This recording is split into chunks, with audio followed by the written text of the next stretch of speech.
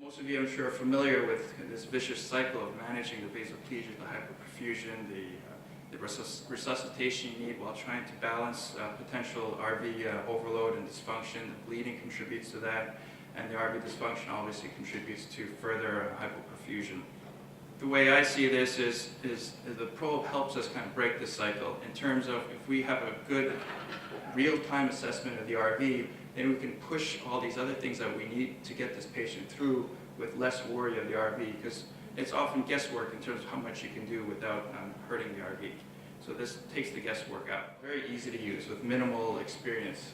I had no formal training or didactic or introduction to this. Basically, I just saw a couple of people use it, and it got my hands wet in terms of just playing with it, and within 1 or 2 tries, it was very intuitive.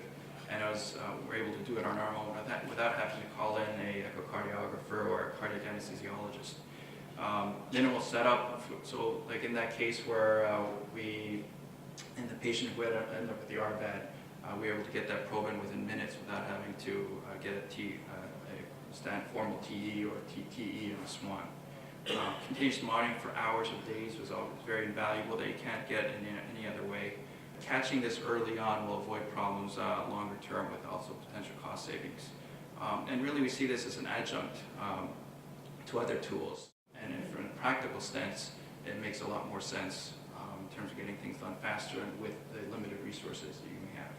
So our first impressions are very good. Again, we've only been using this for a few months, but it's starting to become part of our regular armamentarium of things that we can do to help maximize the treatment of our patients.